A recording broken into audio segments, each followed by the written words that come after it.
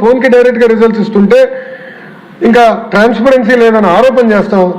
ఎంతవరకు కరెక్ట్ అనేది దయచేసి గౌరవ సభ్యులందరూ గమనించాల్సిన అవసరం ఉంది అధ్యక్ష.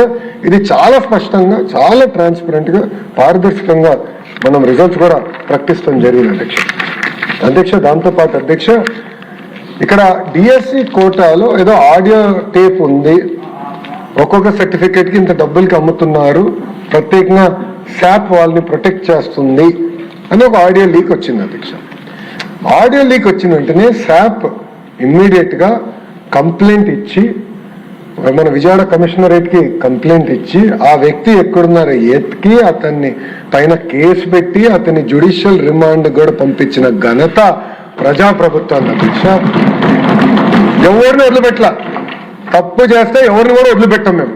Very clear. గౌరవ ముఖ్యమంత్రి గారు చాలా స్పష్టంగా చెప్పారు, ఇది లక్షలాది మంది ఆస్పిరేషన్ తో రాసే ఎగ్జామ్ పకడ్బందీగా నిర్వహించండి అని వాళ్ళు చెప్పారు. చాలా సీరియస్ గా మేము తీసుకున్నాం. వాళ్ళపైన మేము యాక్షన్ తీసుకుని ఇమీడియట్ గా జైలు కూడా పంపిస్తాం జరిగింది అధ్యక్ష. అంతేకాకుండా అధ్యక్ష, ఈ కేసుని మేము లాజికల్ కంక్లూజన్ కూడా తీసుకెళ్తాం అధ్యక్ష. మేము ఎక్కడ వదిలిపెట్టాం, ఏదో కేసు పెట్టేసాం, ఎఫ్ఐఆర్ చేసాం, రొటీన్ ప్రాసెస్ అవుతుందంటే నేను వదిలిపెట్టాను. లాజికల్ కంక్లూజన్ కూడా నేను తీసుకెళ్తాను అధ్యక్ష. అధ్యక్ష, ఇంకో విచిత్రమైనది ఏంటంటే, గొడ్డలి పార్టీ వాళ్ళు ప్రెస్ మీట్ పెట్టినప్పుడు ఆన్లైన్లో చూపిస్తున్నారు అధ్యక్ష, ఈ వ్యక్తికి ఇన్ని మార్క్స్ వచ్చినాయి, ఇక్కడ వచ్చినాయి. ఆ డీటెయిల్స్ వాళ్ళకి ఎక్కడి నుంచి వచ్చింది అధ్యక్ష? మన వెబ్సైట్ నుంచి వచ్చింది. అంటే అంత ట్రాన్స్పరెంట్గా ఉన్నాం మనం. భారతదేశంలో ఎక్కడే డిఎస్సి ఇంత ట్రాన్స్పరెంట్గా జరగదు అధ్యక్ష, మనం పెట్టాం అధ్యక్ష.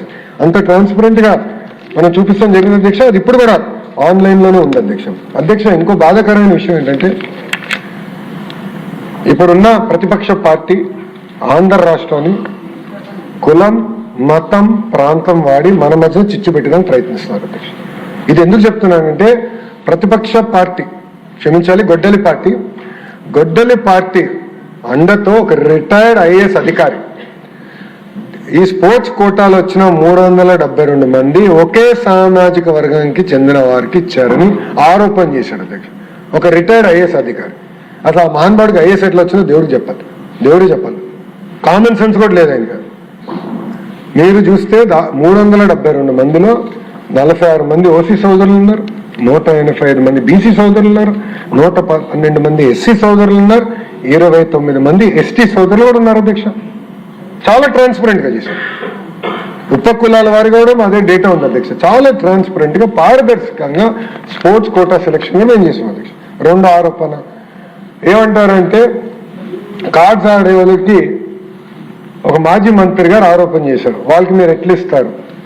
గవర్నమెంట్ ఆఫ్ ఇండియా గుర్తించిన, యూనియన్ గవర్నమెంట్ గుర్తించిన 65 స్పోర్ట్స్ కేటగిరీని మేము పరిగణలో తీసుకున్నాం. ఒకవేళ 65 తీసుకోకుండా ఉంటే, గతంలో ఉన్నట్టు 29గానే తీసుకుని ఉంటే, ఎవరన్నా కోర్టుకు వెళ్తే స్టే వస్తుంది దానిపైన. సింపుల్ గా మొత్తం డిఎస్సి నోటిఫికేషన్ మీద స్టే వస్తుంది. వాళ్ళ ఆలోచన ఏంటి? 80% స్టే రావాలి, డిఎస్సి జరగకూడదు. గవర్నమెంట్ ఆఫ్ ఇండియా ఇచ్చిన ప్రతి guide line we will follow. In fact, including ఈరోజు యూనివర్సిటీ రిక్రూట్మెంట్ లో కూడా యూజీసీ గైడ్ లైన్స్ మేము ఫాలో అవుతున్నాం, ఎక్కడ డీవియేట్ అవ్వట్లేదు. ఎందుకంటే వాళ్ళు ఆలోచించి పకడబందీగా గైడ్ లైన్స్ ఇస్తారు, ఆ గైడ్ లైన్స్ కి మనం కట్టుబడి ఉండాలి అనే లక్ష్యంతో మేము పనిచేస్తున్నాం అధ్యక్ష. అదొక ఆరోపణ అధ్యక్ష. ఇక్కడ చూస్తే అధ్యక్ష, ఇప్పుడే గౌరవ సభ్యులు చెప్పినట్లు 336 కేసులు డిఎస్సి మీద ఫైల్ అయినాయి అధ్యక్ష. ఇది నేను ఎందుకు చెప్తున్నానంటే అధ్యక్ష, గొడ్డలి పార్టీ నాయకులు ఒక పిల్ వేశారు అధ్యక్ష. గౌరవ సభ్యులందరూ కూడా తెలియాల్సిన అవసరం ఉంది. వాళ్ళ పార్టీకి చెందిన ఒక ఎమ్మెల్సీ హైకోర్టులో పిల్ వేశాడు.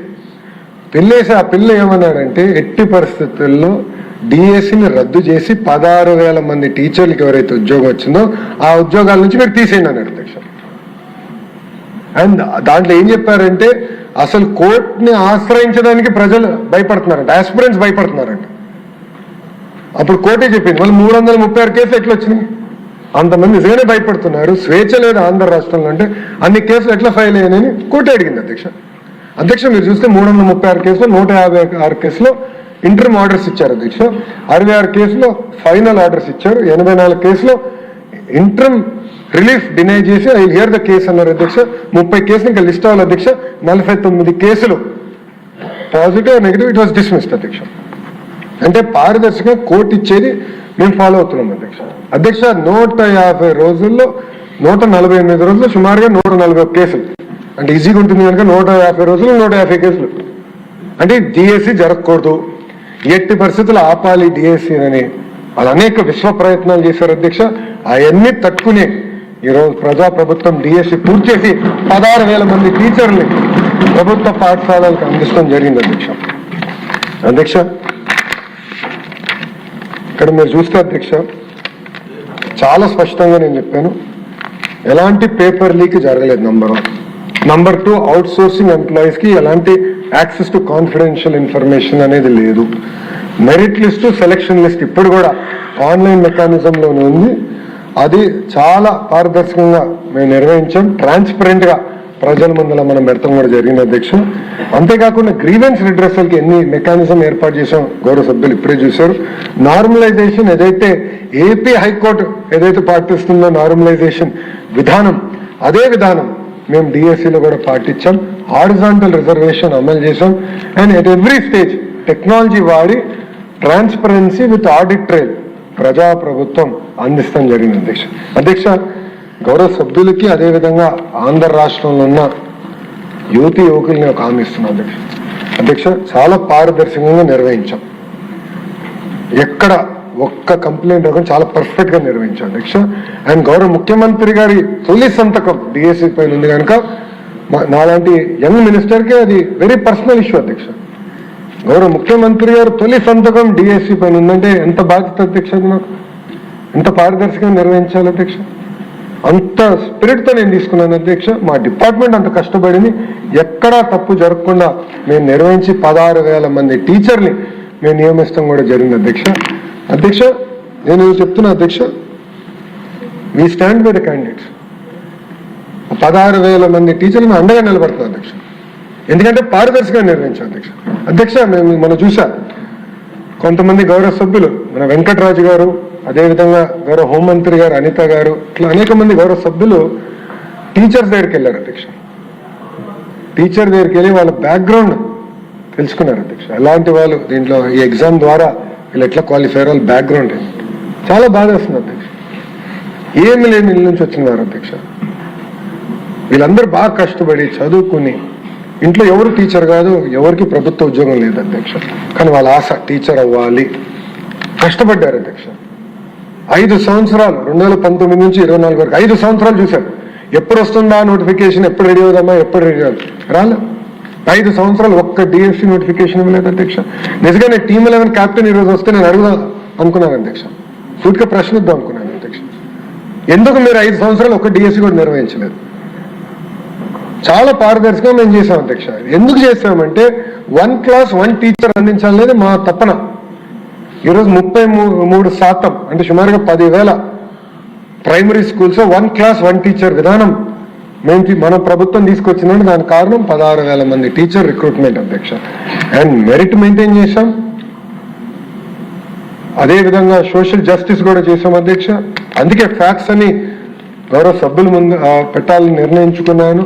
సభ్యుల ద్వారా ప్రజలు కూడా తెలియజేయాల్సిన అవసరం నా పైన ఉంది అధ్యక్ష. అంతేకాకుండా అధ్యక్ష మీరు చూస్తే నేను కమిట్మెంట్ ఇస్తున్నా అధ్యక్ష, యువతకి నేను కమిట్మెంట్ ఇస్తున్నా. ఎవ్రీ ఇయర్ ప్రజాప్రభుత్వం డిఎస్సి నిర్వహిస్తుంది, నో సెకండ్ థాట్, మేము వెనక్కి వెళ్ళాం.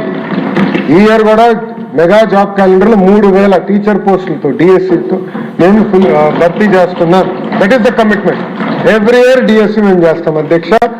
ఈ రోజు మెగా జాబ్ క్యాలెండర్ ద్వారా సుమారుగా 10,060 పోస్టులు భర్తీ చేసాం. గ్రూప్ 1, గ్రూప్ 2 డిఎస్సికి ఇచ్చాము అధ్యక్ష. టెట్ ఎగ్జామ్స్ ఇప్పటికీ పూర్తి చేసుకున్నాం అధ్యక్ష. 2-3 రోజుల క్రితమే పూర్తయింది అధ్యక్ష టెట్ ఎగ్జామ్ కూడా. ఇంత వాళ్ళ ఆరోపణలు చేసినా ఎక్కడ ఆగట్లేదు అధ్యక్ష. సిస్టమ్